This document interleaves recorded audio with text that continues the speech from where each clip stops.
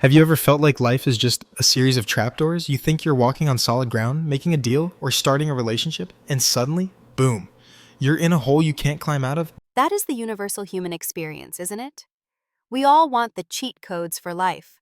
We want to know where the traps are before we step on them. And that's essentially what we're looking at today. It's this incredible collection of ancient advice, specifically focusing on the idea of wisdom not just as being smart, but as a survival mechanism. Right? And the text we're analyzing creates this very intimate scene. It's not a lecture from a podium. It feels like a father talking to his son. It's urgent. It's almost desperate. He's saying, please, just listen to me because I don't want you to crash and burn. Exactly. The urgency is the key. The speaker frames wisdom as the supreme asset. He basically says, look, even if it costs you everything you own, buy wisdom. Because without it, what you own will destroy you anyway. And the core of this advice starts with something internal. He talks about the heart as a wellspring. Guard your heart with all diligence. That's the phrase that stuck out to me. It sounds poetic, but in a modern context, it feels like he's talking about your operating system. That's a perfect analogy. If your operating system has a virus, it doesn't matter how good your monitor is or how fast your keyboard is.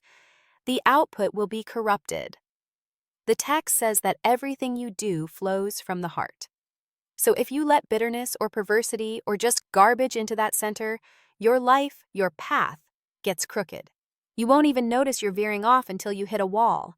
Speaking of hitting walls, the text pivots pretty hard from the spiritual heart talk to something incredibly practical. It talks about money and work, specifically the danger of debt and laziness. Oh, the handshake deal. That part is brutal. The text warns against putting up security for a stranger, basically co-signing a loan for someone else. It describes it like being a gazelle caught in a trap. The advice is, if you've done this, don't sleep, run, humble yourself, get out of that deal immediately. It treats financial entanglement like a physical emergency. It's interesting because usually we think of being nice or helpful as a virtue, but here it says blind generosity without boundaries is actually foolishness. And then, of course, we have the famous example of the ant. The ant is the ultimate self-starter. The text points out that the ant has no commander, no overseer, no boss yelling at it, yet it gathers food all summer. It's an attack on passivity. The sluggard, the lazy person, is just sleeping their life away. And the text gives this haunting image.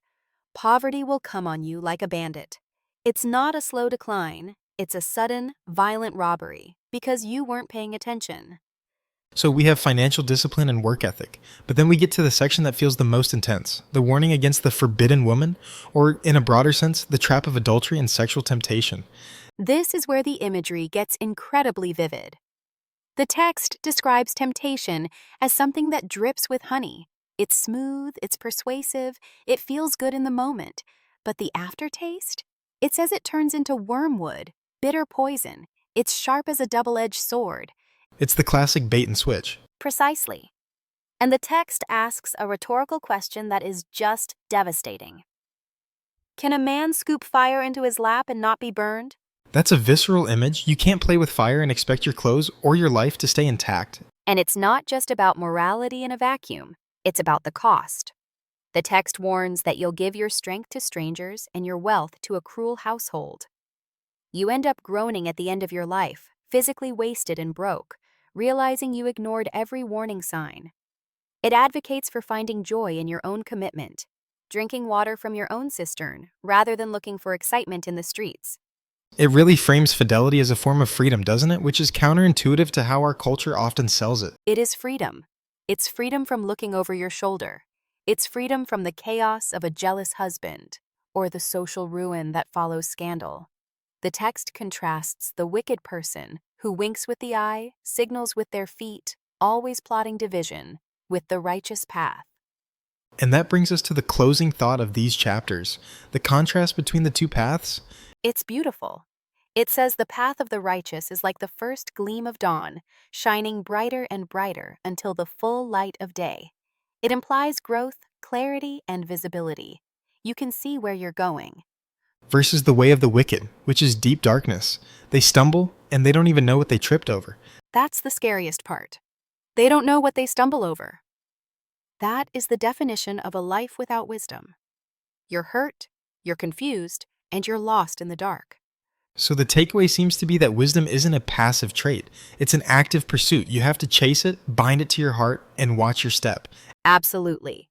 Don't swerve to the right or the left. Keep your eyes forward.